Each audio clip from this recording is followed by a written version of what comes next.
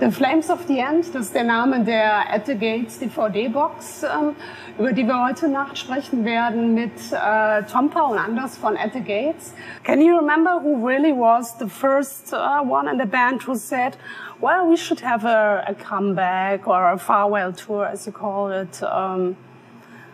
Was you? Yeah, I called everybody up in 2007, I think, like the summer. Thought it should be a good idea to, be out in time, like 1 year before it actually happened. So I basically called everybody up, and everybody was positive about the reunion. But ever since like 2001 or 2, Adrian's been nagging about like a reunion. Always when he was drunk, and in a bar, texting, reunion, question mark. We almost played at my wedding once. Yeah. But, yeah. But there's been talks about it all the time, like for 10 years. So it's a good thing that we organized it and it'll happen. So. Yeah. So at your wedding, so your wife was like, you should play. No, here. she was probably one that said we shouldn't do it because, it was a wet night. Being back on the stage as At the Gates, what have been the biggest differences to the past? Was there a feeling that something is different next to the fact that obviously you're all older and more mature and? Yeah, I had to start working out before the tour. That was one thing, to get my breath up. Okay. for the longer sets. No, but. Yeah, some of the sets were like 75 minutes or even 80, so pretty long. Which I wasn't used to at all, so I had to really shape up for that. But otherwise... the big difference was the audience, I guess. Yeah, the audience, like the size of the audience and the reception. I mean, people crying and stuff like this. It was really hard. Terminal spirit descent.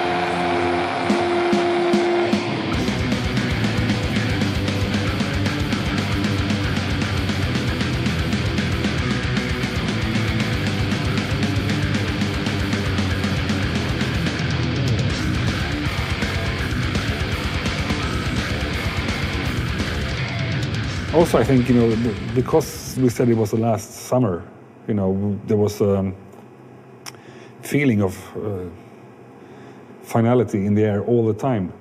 When we played Tokyo, we knew it was the last time we ever played Tokyo. And when we played Los Angeles, we knew it was the last time we ever played Los Angeles together. So every night was the last night somewhere. So it was always goosebumps all the time. And so it meant a lot, and I think that's the feeling that was really important for us.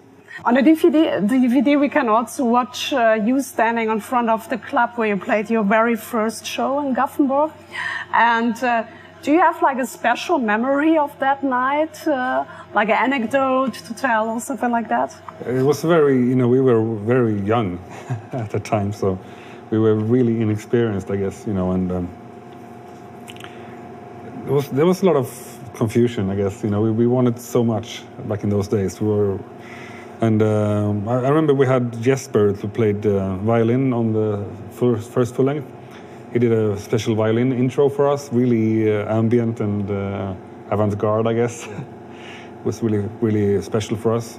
It's always like 5 minutes in between each song because something happens and everybody just walks around, no clue what to do and just so unprofessional. It's pretty funny to watch.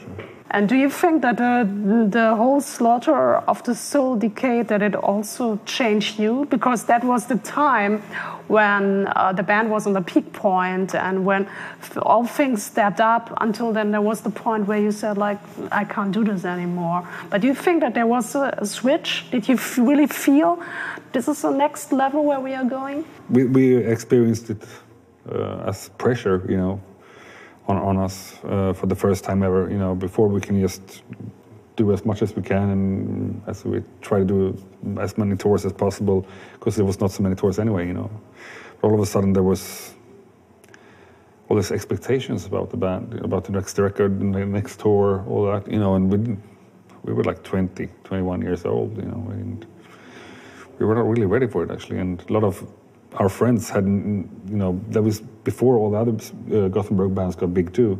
So we were like the first band out to do these kind of big tours out of the crew, So we didn't really have anyone to talk to. We didn't know what to expect. So it was kind of, in a way, exhilarating, but also frightening, I guess. You know? Can you feel the pain I feel? The blood that will never heal. My love and a serpent so near. Yeah, set me free. Crucify life with sound. And let your joy be the reality. We're suffering like a dream.